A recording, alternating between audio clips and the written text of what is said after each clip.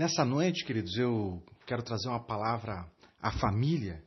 Na verdade, eu quero falar acerca da comunicação nos relacionamentos. Então, ser entendido e se fazer entender sempre foi um desafio. Sempre foi um desafio dos casais, sempre foi um desafio das famílias, dos pais. E, ultimamente, com as muitas possibilidades eletrônicas de comunicação, isso complicou ainda mais. Não tenho dúvida que complicou, não é? Se conversando olho no olho já se tinha muito mal entendido, imagine você como ficou complicado transmitir uma mensagem através dos muitos meios eletrônicos que temos, né? E muito usado, apesar do casal, o esposo e a esposa estar lado a lado, eles, no lugar de usar a comunicação direta e verbal um para com o outro, eles lançam mão dos meios eletrônicos, não é? Isso se tornou muito comum nos nossos dias. Eu não estou aqui para reprovar esses meios, mas o que eu estou aqui é para te mostrar os cuidados que precisamos ter, né? Então imagine você que usando um desses aplicativos aí de comunicação, usamos poucas palavras, usamos palavras abreviadas. Imagine quanto mal entendido isso não pode trazer, né? Você às vezes emprega uma figurinha, né, que ganha um significado, e o significado pode não ser o que ela aparenta ser. Dias atrás eu mandei uma figurinha dessas no meu grupo de família e a minha filha: pai, o que você quis dizer com isso? Ela disse: pai, nada a ver, apaga isso. Entende? Então, sem falar que tem um corretor de texto que joga contra as nossas ideias, né? Que o diga o João, não é, João?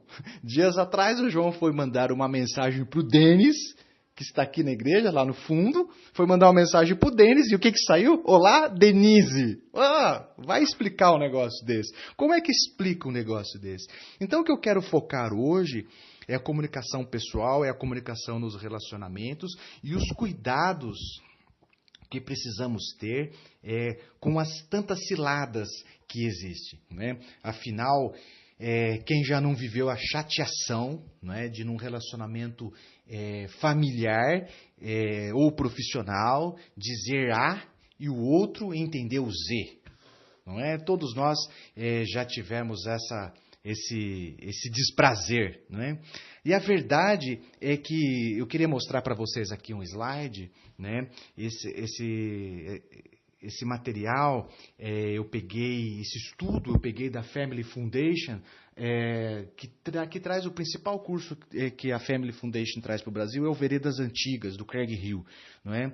E esse estudo mostra o seguinte: olha que coisa interessante, 55% da mensagem é transmitida pela expressão corporal.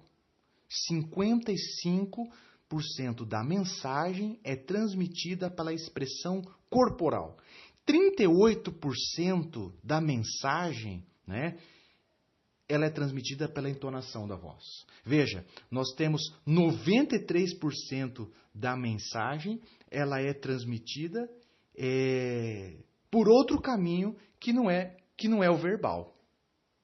Apenas 7% da mensagem vem da forma verbal, vem das palavras. Então vamos ilustrar isso aqui, você vai entender legal, né? Chega aqui, João, chega aqui. Eu vou simular aqui uma situação para que a gente possa entender, né? E aí, tudo bem? Tudo bem contigo? Quanto tempo? Senti tua falta. Bom, cumprimentei o João com uma certa expressão. E agora eu vou usar das mesmas palavras de uma outra forma. E aí, João? Tudo bem contigo? Quanto tempo? Senti tua falta.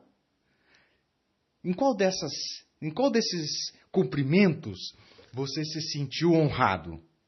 Em qual deles você sentiu que realmente fez falta? É óbvio, é o segundo, não é? Veja que a mensagem falada, não é? A fala é a mesma.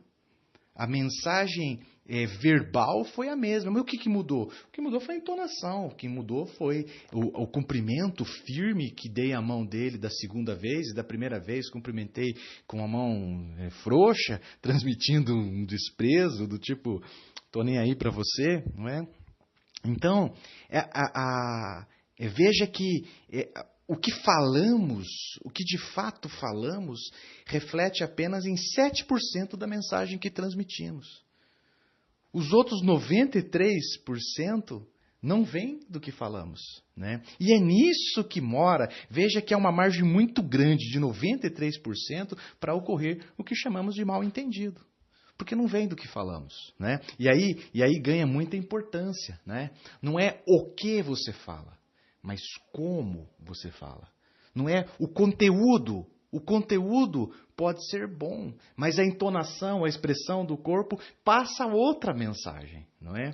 Então, queridos, aqui mora grandes dificuldades dos relacionamentos de casal, grandes dificuldades no relacionamento pai e filho. Por quê? Porque o que dizemos, às vezes, não é o que de fato transmitimos.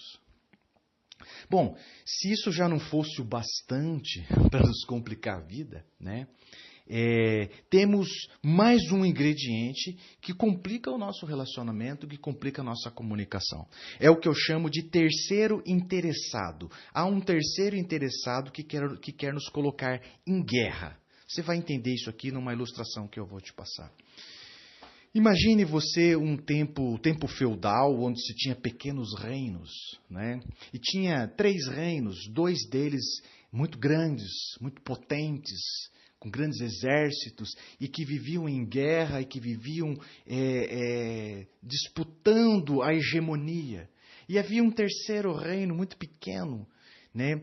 E que vivia incomodado com a grandeza de seus vizinhos. E um dia, os 2 grandes reinos saíram para uma batalha. Os 2 grandes reinos saíram para uma batalha, e o pequeno reino decidiu também ir à batalha.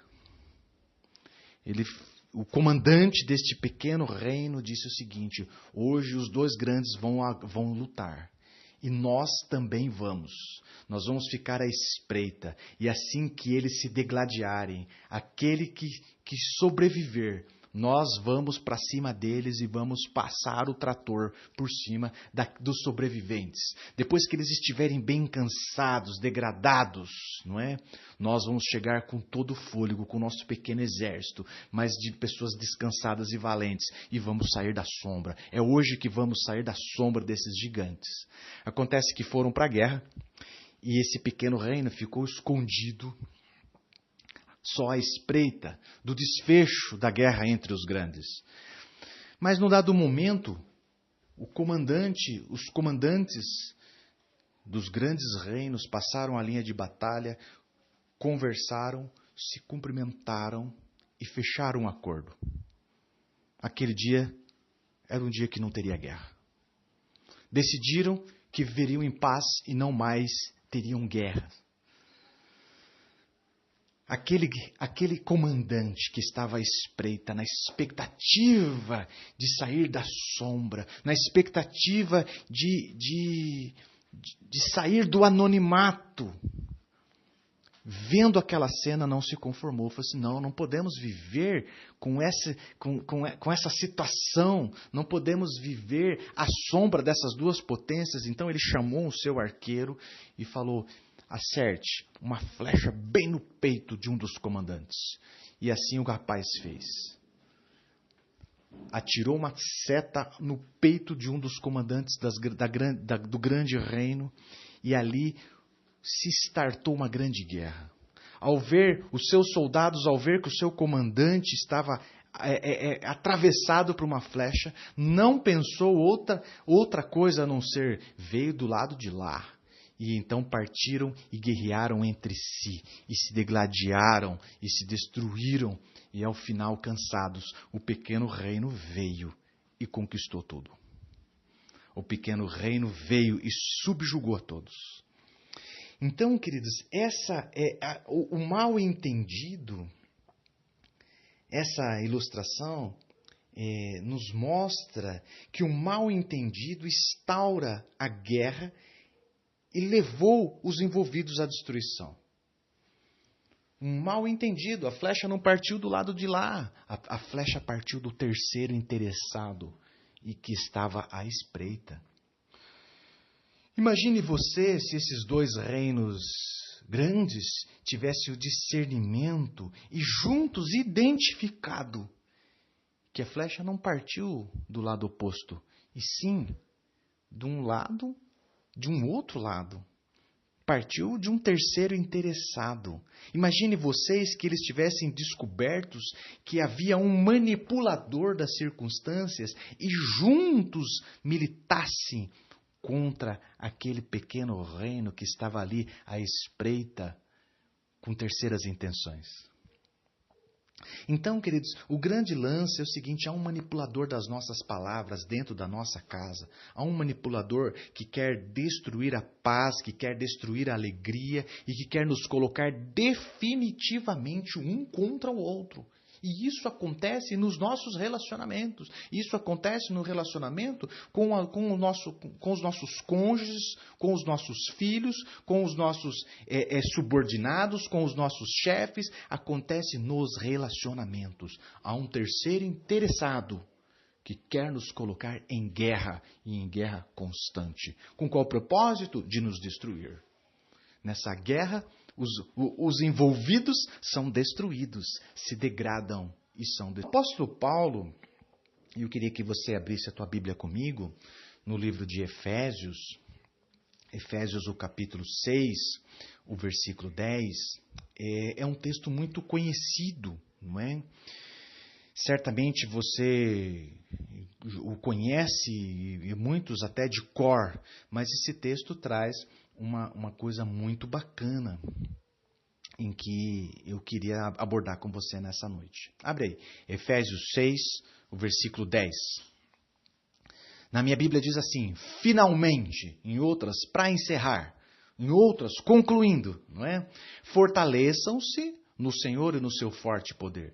Vistam toda a armadura de Deus para poderem ficar firmes contra as ciladas do diabo, pois a nossa luta não é contra seres humanos, mas contra poderes e autoridades, contra dominadores desse mundo de trevas, contra as forças espirituais do mal nas regiões celestiais.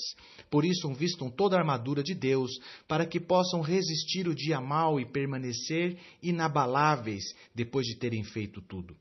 Assim, mantenham-se firmes, cingindo-se com o cinto da verdade, vestindo a couraça da justiça e tendo os pés calçados com a prontidão do evangelho da paz. Além disso, usem o escudo da fé, com o qual vocês poderão apagar todas as setas inflamadas do maligno. Usem o capacete da salvação e a espada do Espírito, que é a palavra de Deus. Orem no Espírito em todas as ocasiões, com toda a oração e súplica, tendo isso em mente. Estejam atentos e perseverem na oração por todos os santos. Então, esse texto é muito conhecido da igreja pela batalha espiritual. O apóstolo Paulo lança princípios importantes da batalha espiritual. No primeiro passo, ele ajusta o foco da guerra. A guerra não é contra pessoas, a guerra não é contra a carne e o sangue, mas é contra principados e potestades. Depois o apóstolo Paulo desvenda as patentes do reino das trevas, principados, potestades, príncipes das trevas. Né? Mais à frente, ele nos propõe uma armadura espiritual para que possamos nos revestirmos e resistirmos o mal e permanecermos inabaláveis. Né? Bom, tudo isso sabemos e estudamos bastante. Agora, o que às vezes passa despercebido, e é este ponto da fala de Paulo que eu quero focar, é que esse momento da pregação de Paulo é uma conclusão. Paulo já havia falado bastante, o povo talvez já estivesse cansado, então Paulo lança a mão de um recurso para manter a atenção das pessoas. Né? Ele fala: no demais, irmãos, para encerrar, queridos, eu já estou encerrando. Finalmente, né? Na minha versão fala finalmente. Então precisamos ter em mente que essa parte do texto conclui algo que Paulo já havia falado, né? E a pergunta é essa: qual é o assunto dessa pregação de Paulo? O que Paulo estava abordando? Qual era o assunto? O que Paulo estava abordando nesse dia? Né? E a pregação, essa pregação de Paulo, ela se inicia lá no capítulo 4. Né? E eu queria convidar você para desvendarmos qual era o assunto dessa pregação. Né? O ideal seria que lêssemos todo o texto, né, para que pudéssemos ter um panorama completo, mas para ganhar tempo, eu vou te conduzir aqui em alguns textos e facilmente você irá concluir o assunto desse dia, o que Paulo pregava nesse dia. Né? O capítulo 4 de Efésios, o versículo 2, diz assim: sejam completamente humildes e dóceis. Sejam pacientes, suportando uns aos outros com amor. Faça todo o esforço para conservar a unidade do Espírito pelo vínculo da paz. Bom, Paulo está falando de relacionamento entre irmãos. Você vira a página, vamos lá para o capítulo 5, né, na altura do versículo 22, está lá deveres conjugais. O apóstolo Paulo agora vai dar instruções acerca do relacionamento conjugal. E ele no versículo 33 diz assim, ó, portanto, cada um de vocês ame a sua esposa como a si mesmo, e a mulher trate o seu marido com todo respeito. Então, Paulo está falando aqui de relacionamento social. Agora ele entra no relacionamento conjugal, dizendo, marido, ame a sua esposa, esposa, respeite o seu marido, né? E ele vai prosseguindo no capítulo 6, no versículo 1, filhos, obedeçam seus pais no Senhor, pois isso é justo, honra o teu pai e tua mãe. Este é o primeiro mandamento com promessa, para que tudo te corra bem e tenha longa vida sobre a terra. Versículo 4, ele vai passar a instrução aos pais. Pais, não irritem os seus filhos, antes criem segundo a instrução e o conselho do Senhor. Bom, apóstolo Paulo falou de relacionamento social, falou de relacionamento conjugal, agora está falando de um relacionamento entre pais e filhos. No versículo 6, no capítulo 6, lá pelo versículo 5, escravos, obedeçam seus senhores terrenos, com respeito e temor, com sinceridade de coração, como a Cristo. Obedeçam-lhes não apenas para agradá-los quando eles os observam, mas como escravos de Cristo, fazendo de coração a vontade de Deus. Está falando de relacionamento profissional, trazendo para um contexto atual, não é? Versículo 9, vocês senhores, vocês patrões, tratem os seus escravos, os seus funcionários, da mesma forma. Não os ameacem, uma vez que vocês sabem que o Senhor deles e de vocês está nos céus, e Ele não faz diferença entre as pessoas. Bom, então o apóstolo Paulo vem falando acerca de relacionamento o tempo todo na pregação, e aí chegamos no versículo 10 do capítulo 6, onde ele fala, finalmente, para encerrar. Então, Paulo vai concluir a sua pregação dizendo o seguinte, fique atentos. Existe algo que não vemos que manipulam as circunstâncias às quais vemos. O que o apóstolo Paulo está dizendo existe um manipulador que bate e esconde a mão e que quer nos colocar um contra o outro, que quer estabelecer o caos, que quer estabelecer a guerra, marido contra esposa, filho contra pais, patrão contra funcionário. Há um terceiro interessado à espreita na intenção de trazer o caos aos nossos relacionamentos. E o recurso que ele usa para isso, sabe qual é? O mal-entendido. O mal-entendido. No mal-entendido, nenhum dos lados envolvidos estão 100% certo. E também não estão 100% errado. No mal-entendido, todos têm parcela de razão e todos também têm parcela de culpa. Né? Então, queridos, veja que essa pregação de Paulo, no seu primeiro propósito, não tinha a intenção de orientar a igreja para a batalha espiritual estratégica. para conquistar cidades, para conquistar nações. O ensino também se aplica a isso e é muito importante esses assuntos e cremos nisso, mas no primeiro propósito, a ideia de Paulo era alertar a todos de que há uma batalha, uma grande batalha a ser vencida por cada um de nós. E essa batalha é travada na comunicação dentro dos relacionamentos. O texto da batalha espiritual, ele nos alerta que há uma batalha, há uma luta a ser vencida por nós diariamente dentro dos nossos relacionamentos. Paulo alerta a todos que diante do desentendimento da comunicação, precisamos usar de discernimento. E não lutar um contra o outro. Não entrar em guerra um contra o outro. Mas juntos discernirmos o terceiro interessado. Juntos discernirmos que há alguém interessado em trazer o caos à nossa casa. E juntos militarmos contra as trevas. Sabe, querido, Satanás está à espreita para trazer confusão, para trazer mal entendido dentro dos nossos lares. E eu e você não podemos dar mole. Não podemos dar mole, nós precisamos estar alertas. Precisamos juntos, como casal, como família, militarmos contra as trevas, defendendo nossos relacionamentos. E Paulo propõe o caminho da defesa. Paulo propõe o caminho de como nos equiparmos para a defesa.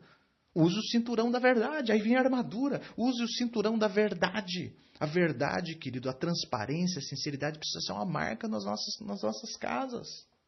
Precisa ser uma marca dentro dos nossos lares. Use a couraça da justiça, use as sandálias da pregação do evangelho. Né? A sandália nos dá condição para pisarmos serpentes e escorpiões. Use o escudo da fé para apagar os dardos inflamados. Deixa eu te falar acerca dos dardos. O dardo é a arma mais empregada para trazer confusão aos relacionamentos. Se você for analisar lá o dardo em si, ele não é uma arma letal em si mesmo. Né? O problema do dardo não é o dardo em si. O problema é o que ele carrega. Não é? É o que ele carrega. E costumeiramente o dardo pode carregar o quê? Veneno, não é? E veneno que paralisa o alvo, né? Ou, na figura de Paulo, o dardo carrega o quê? Fogo. E esse fogo é capaz do quê? De incendiar toda uma cidade. Entende? A arma mais utilizada por Satanás nos relacionamentos é o dardo. Que não se dá muita atenção ao dardo, só que ele carrega o quê? Fogo. Fogo que queima, que consome. Né? E Paulo propõe, use o capacete da salvação, use a espada do Espírito. Queridos, todas essas peças da armadura conhecemos bem e estudamos bastante. No entanto, o texto não acaba aí também.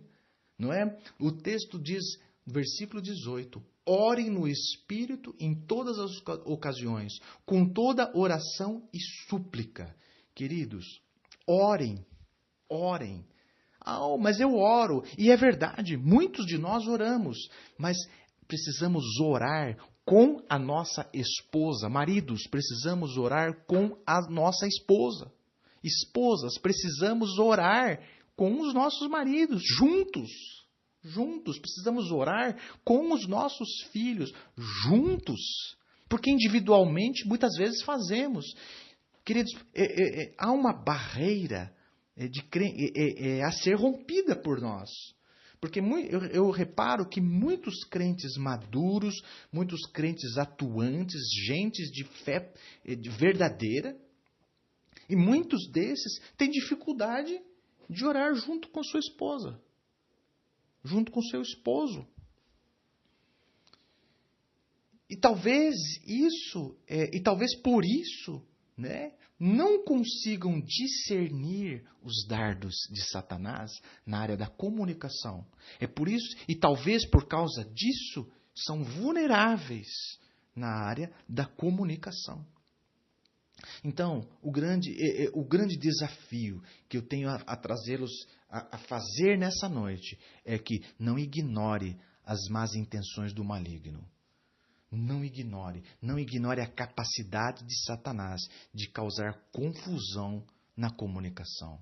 Defenda o seu relacionamento, defenda a comunicação dentro do seu lar. Há um terceiro interessado, à espreita, escondido atrás de moitas, para trazer confusão, para trazer caos, para trazer mal-entendido. E eu e você precisamos discernir. Precisa ter em nossa casa transparência. Tem que reinar na nossa casa a verdade. Tem que reinar na nossa casa a paz do Senhor. Quero convidar você a colocar-se em pé e vamos orar. Vamos pedir ao Senhor para que nos dê discernimento. Porque essa parada é nossa. Essa batalha é nossa. O Senhor, através dessa fala de Paulo, nos equipa, nos ensina, nos adverte. Agora eu e você precisamos tomar posição em defender. Há uma disposição, uma dificuldade em nós de nos comunicarmos. E nós precisamos estar atentos, porque Satanás não pode tirar proveito disso. Vamos nos colocar em pé, vamos orar.